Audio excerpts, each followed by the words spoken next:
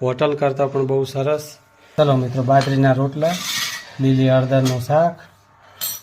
છાલ ના કાઢવાની હોય, ધોયેલી હોય હળદર એટલે ધોઈ અને થોડી થોડી છોલી દેવાની હોય। હળદર સારી છે એટલે બહુ છોલવાની જરૂર નથી। બધા મસાલા આપણે સમારી દીધા છે, સરસ મસાલા કટિંગ કરી કાઢ્યા છે। હવે આપણે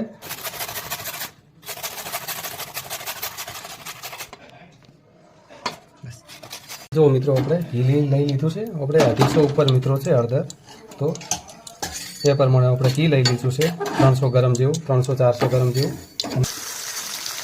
જો મિત્રો આવી રીતે હળદરને પહેલાં તળી દેવાની।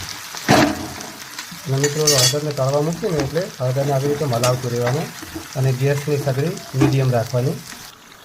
તો મિત્રો આપણે હવે શાક બની ગયું છે અને ઉપરથી હવે થોડી કોથમીર નાખી દઈએ એટલે આપણું શાક થઈ ગયું તૈયાર। અને થોડું મિક્સ કરી અને ફરીથી આપણે ઉપર થોડી નાખી દેવાની કોથમીર।